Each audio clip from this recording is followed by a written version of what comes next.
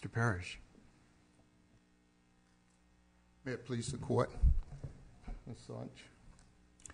Ben Trane and his wife, passionate about helping troubled youth, set up the Midwest Academy to provide a therapeutic and rehabilitative facility for teenagers to address their mental health concerns. The academy grew from 50 students and over 1,900 teenagers were served.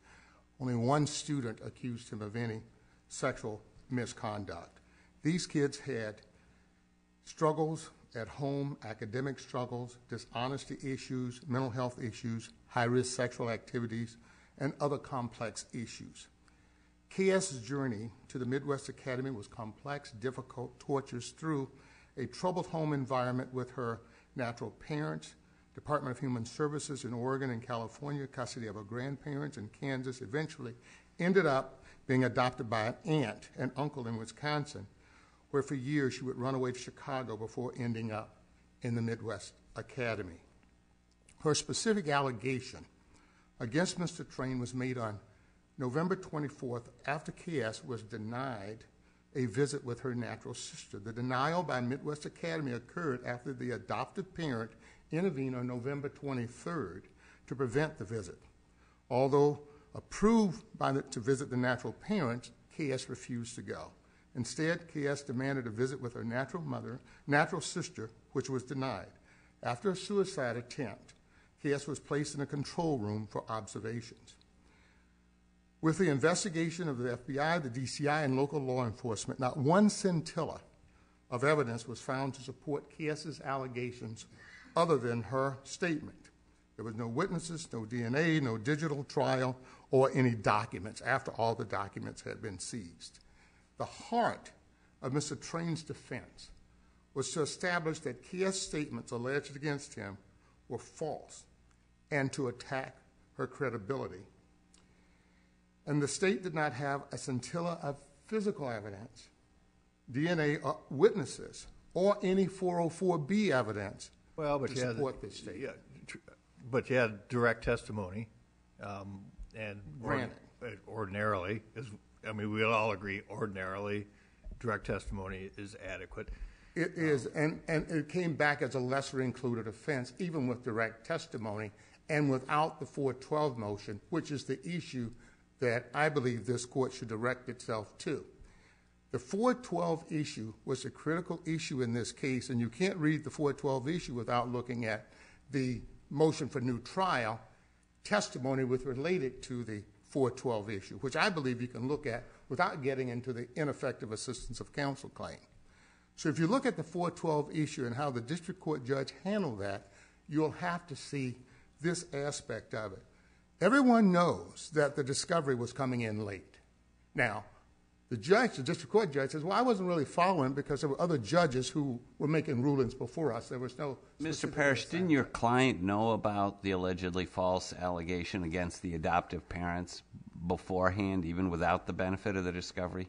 Justice Mansfield, that's not clear on the record. As you know, he was the director. There was a different person who did the intake. So therefore, when they seized all of his records a year and a half before the trial started, you understand he had no access to these records. Additionally, when his lawyer made the agreement with the AG's office, he could not get access to the records, and she admits in her motion for new trial hearing that he never had access to them. So he had no way of seeing them. Even the prosecutor, when she's being questioned by the district judge, says, well, I'm not sure if I sent that material out to them. But be reminded, the material was not even received until November 28th, about 12 days before trial. So no one had this information to look at. It was described as being a U-Haul full, 5 terabytes of information. Been on the Supreme Court, I'm sure you can all relate to that. So with that information, they had to prepare for a trial, a very complex trial. Your client didn't waive speedy, right? So there was a lot of maybe I don't like to use the word shortcuts, but there was a huge push to make this happen, and you're going to get some last-minute things if you don't waive speedy, aren't you? Justice Christensen, there has never been a case from this court that links the failure to waive a speedy trial to the denial of a right of access to discovery or any other aspect of the case. So that linkage would be wrong. But it might help explain why there may have been not as much time to provide documents to your client, because it's my understanding he made that motion on the day of trial? The motion was made on the 11th at about 5:39 p.m. After she had finished the deposition, which had been arranged by the state, by the way, because they wanted to make an arrangement to bring these witnesses in from out of state. So KS comes in from out of state. By pre-arranged between both parties, they take the deposition on the 11th. They find out for the first time under oath that she's making the allegation against an adoptive mother, who's actually the natural aunt. She makes that allegation. Immediately, the lawyer files a motion, a 412 motion. Now, if you look at the Hartman decision that Justice Doyle footnotes, he talks about the fact that, you know, really, if it's a 412 statement that's outside of the realm of 412 and it doesn't apply, matter of fact, Justice Larson did a beautiful job in the Milton case of laying out the history of how Iowa Supreme Court has dealt with this. And in the Hartman case, Judge Doyle lays out this beautiful footnote which says, you know, it's kind of a conundrum. If it really doesn't fit under 412, why do you have to give notice? So the mistake that the district court judge made in this case, he completely said, I adopt this particular statement saying that the adoptive mother would say that it's a false allegation that KS has made. Then he also says the probative value, if you look at his actual colloquy in that hearing, he says the probative value outweighs the prejudice. He says that in the hearing. So why in the world does it get into evidence? And it has to get in to attack the credibility. But he stops the 412 argument without having a full-fledged hearing. And Justice Larson in Mellon says you need to have it. So do all the other judges who've ruled. I've read it. I wanted to ask you, you have 6 issues that have been raised, and on a scale of 1 to 6, where do you put your issue where you're saying that there should have been an opportunity to more or less have a mini trial within a big trial on ineffective assistance? Well, if you had to rank them. I'd rank this as number 1, but there are other issues out there that's floating before the Supreme Court that deeply troubles any defense lawyer in sending all these cases back to post-conviction. Yeah, I want to back up a minute. That's an incredible mistake.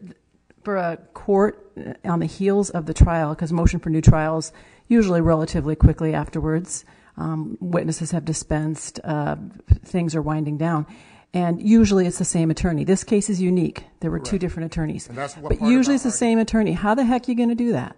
I mean, if you use the same is that going to be ineffective for someone not to start an ineffective trial on themselves?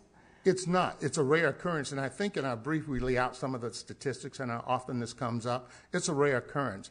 And a rare occurrence, we're making our argument that it gets around the idea of this new statute. But more so than that, our main argument on getting around that statute is the fact that, quite frankly, you know, it's perspective, and our client was already in the hopper, much like the question you asked Angela in her question. It's already locked in.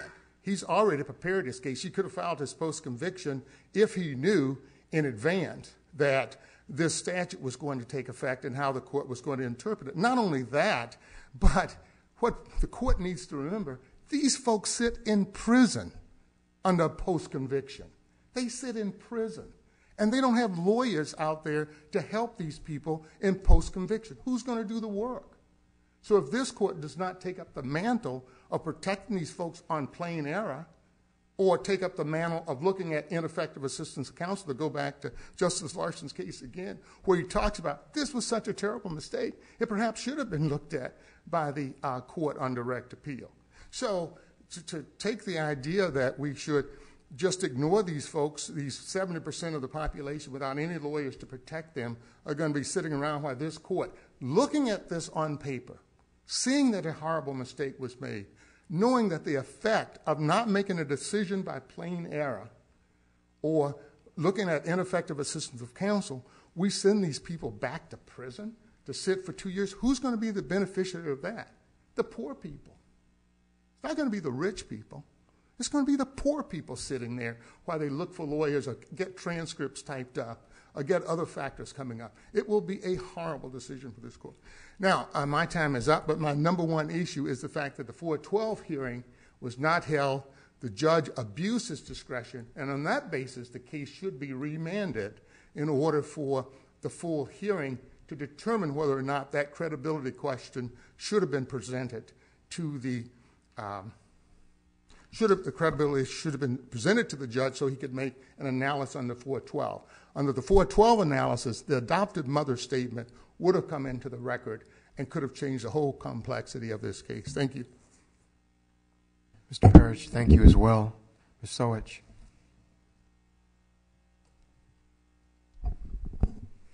May it please the court, counsel.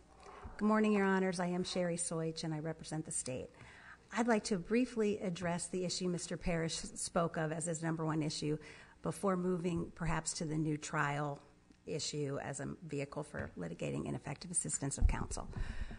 First, Your Honors, this new trial motion was untimely. It was filed on the eve of trial, and I understand that the defendant's argument is it was untimely through no fault of his own, but the record does not bear that out. I think in answer to the question posed earlier, this defendant was the director, the owner of Midwest Academy, and he told the victim, KS, that he was best able to handle matters of sexual trauma with her and to counsel her in matters of sexual trauma. So I would say just from that bit of evidence alone, it's clear that he knew, and these allegations came to light while KS was at Midwest Academy. Well, but the district court didn't deny the motion based on lack of diligence. Well, the district court did find that it was untimely, Your Honor, and lack of diligence. I think that the reason they didn't argue good cause, perhaps, is because there was a lack of diligence.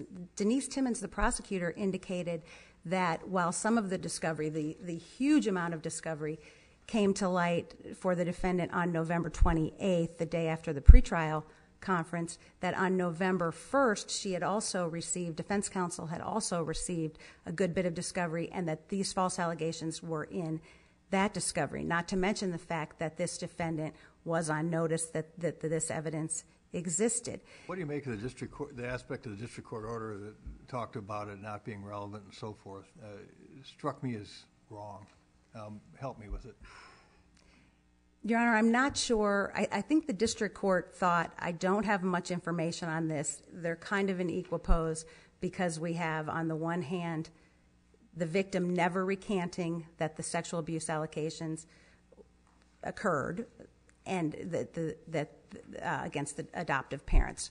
She never recanted that on the one hand. On the other hand, they knew that the adoptive mother was willing to testify that perhaps they were false, and the court simply said, there's not enough here. It would require me to speculate. And when the evidence is in equipoise on this issue, and we've cited cases from other jurisdictions where they say that's not enough, you obviously have to have the proof of falsity.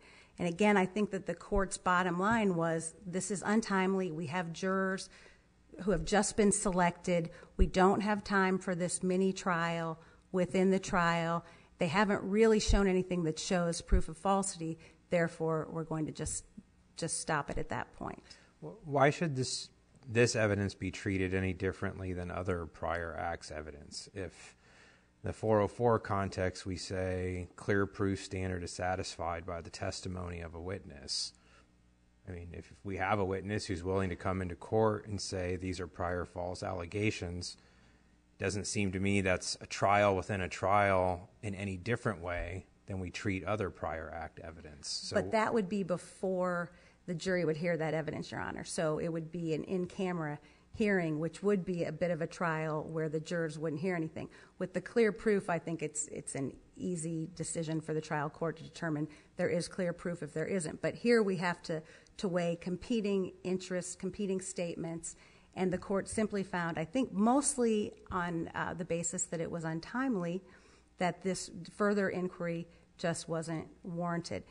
And I would urge the court to not find that it was untimely through any fault of the state's, because truly this is an extraordinary amount of information that was involved in this case. The U-Haul truck that's 28 feet long. The problem was, and I guess it's not the state's fault, but it's the defense counsel didn't file a motion for severance, which, from my armchair position, seems like something obviously one would have wanted to do. So instead of just having a sexual abuse trial, you had this trial overall on the whole conditions at the Midwest Academy. Isn't that really what complicated the case? Well, Your Honor, I don't think that the failure to file a motion to severance complicated that or made that any different, because all of the circumstances surrounding Midwest Academy would have been relevant in both cases. So I think either way, even if they were severed and we had only a sex abuse trial or we had the child endangerment trials, we would still have to go through all of the draconian measures of Midwest Academy, all of the rules, the setup. Wouldn't that be important to do, though? And all those things, even if it takes 2 separate trials, but to say it wouldn't be different. I cannot imagine sitting in a jury box on the child endangerment charge and then hearing about all this sex stuff. That's what my question had to do with Justice Mansfield's as well. Had the court severed counts 1 and 2, or maybe if the court should have severed 1 and 2 from 3, doesn't everything, all the other issues, go out the window? I don't think they do, Your Honor. And the court wasn't asked to sever, as you know. So it's an allegation of ineffective assistance. The defense lawyer did not request severance. And again, in terms of judicial economy, much of this evidence would have come in anyway. And all 3 of the charges involved allegations of mistreatment of teenagers. So it's not like they're completely unrelated. There is the sexual motive with the 1 or the 2 counts and the non-sexual motive with the isolation and starvation kind of count. But they all involve Mr. Trane's treatment of the children in his care. If we don't apply the new statute, is this record adequate to determine the ineffective assistance claims? Well, Your Honor, it probably depends which one you're speaking of. So we have the rape shield claim, we have the severance claim, we have a jury instruction claim. You could, I think you could decide them on lack of prejudice, probably. I think that otherwise, if you want a full record, of course, you're always able to preserve. But I think that in terms of lack of prejudice, you could come out and direct. My trouble with applying the new statute is it seems like we're changing the rules after the game is played as to trials that have already happened. Can you cite any Iowa case where a statute narrowing the scope of an appeal or stripping jurisdiction away was held to apply to appeals that were already pending? I don't think I can cite an Iowa case that has this exact fact pattern, Your Honor, because I don't think this has been done. But I would point you to Hannon, because Hannon dealt with this very statute, 814.7, and the court in Hannon said twice, this statute controls the method by bringing an ineffective assistance claim. And this court found that it was remedial, that it was procedural, and that it applied to all pending cases. So I think Hannon probably is the most helpful in terms of what we're looking at now. And again, Hannon was sort of gave a break to defendants. Does that make a difference in the retroactivity analysis? I don't think it does, Your Honor. I think that the original amendment in 2004, Hannon was decided in 2007, that amendment said you are not required to present your ineffective assistance claim on appeal in order to preserve it, but you may. That might have been more desirable to some defendants, but the fact of the matter is, whether it's that statute or it's the statute we're looking at today, which says you are not, well, it doesn't really say you are not to raise the claim, but it says this court will not address the claim on direct appeal, will not decide it. If one is more palatable to defendants and one is more palatable to the state, Your Honor, I don't think that makes a difference. Because again, we're dealing with that very statute. We're dealing with it, as the court described it, a statute which tells one how to bring an ineffective assistance of counsel claim. I see that my time, I have about a minute left. I want to very briefly, Your Honors, talk about the practice of the new trial motion as a means to litigate ineffective assistance of counsel claims. While the language of the new trial statute is very broad, we would urge you to find that the language of 814.7 is very specific. And specific controls general, and we have that statute saying the way to bring an ineffective assistance of counsel claim is through post-conviction proceedings in Chapter 822. And indeed, Your Honors, it makes so much more sense to do it that way rather than to have new counsel, however talented and zealous they may be, to have new counsel swoop in right after the verdict and have a whole new trial. So does that mean, I mean, Mr. Parrish suggests that even in the clearest case of ineffective assistance, you have to wait until the direct appeal is exhausted and then file 822, or can you file 822 simultaneously with the direct appeal? Your Honor, I think that's a great question. Different states have handled it differently. I've seen some states where they stay the direct appeal pending. Others say you can go ahead and do them simultaneously. I think in our case, and I see that my time is up, Your Honors, if I might just finish. In our case, if you really had a slam dunk, great ineffective assistance of counsel claim, you probably should go straight to ineffective assistance of counsel under the PCR statute and get that claim litigated right then. What's the meaning of good cause if we go the other route? With the guilty pleas, Your Honor, I think that it's more than non-frivolous issues. I think that my friend, Mr. Buller, may discuss good cause a little bit more and what that phrase means. It has to be something extraordinary, though. Your Honors, we ask that you affirm the defendant's convictions and also find that the statute does apply to all pending cases. Thank you. Ms. Soich, thank you. Mr. Parrish. Thank you, Your Honor. Mr. Trane is here today from Utah with his family seated right behind us. And my answer to the question, yes, you can decide this case on ineffective assistance of counsel on the case that several of you have brought up already, and that is the severance issue. The severance issue, you would look at the motion, if the transcript in the motion for new trial, she would say, I didn't prepare instructions, I didn't look at them, I didn't review them. The government prepared them and the judge. And in that issue alone, plain error or ineffective assistance of counsel, you can reverse. I want to bring a couple of points from the transcript of that initial hearing right before he denied the 412 hearing. This is what the judge says. Right in the hearing on page 243 of the transcript, I would determine that it would be that the probative value would exceed the prejudice in this case at this time, given what I know to this point in the case. The trial judge says that after he hears the colloquy between the lawyers, that it's probative value. And he does say, he does make the conclusion, it's a conclusion that it's untimely. Correct. And it was untimely in a sense. It was untimely. after 14 days. But don't you have the burden of showing due diligence? Absolutely. Well, should she have shown due diligence? I think she did when she pointed out, look, I just got a discovery. Also, the first time she testified under oath was the day before, which the judge became aware of. The judge's excuse is, I haven't been the judge on this all along. This just was thrown in my lap. That's not the excuse that I think district court judges ought to use. And also, in the page 240 of the transcript, this is what Ms. Timmons says that he adopts as a fact. She says, I believe, but I don't want to say for sure, but I need to gather the evidence. I'm not sure if the Oregon information all of a sudden came up. She's talking about the discovery here. It was my understanding that it was confirmed. But again, I need to look at the documents. So even the prosecutor is saying, I'm not sure that information is out there. Yet the judge, in his written ruling on the 17th, says, well, yeah, the prosecutor said it was there. No one said for certain that it was there. And this equal pose argument that the government makes, that's not the standard for the 412. All he was asking for, give me a ruling. And as the footnote written by Judge Doyle kind of says, look, and I believe Justice McDonald talks about it also, this goes into the record. The evidentiary rules apply. So the evidentiary rules apply.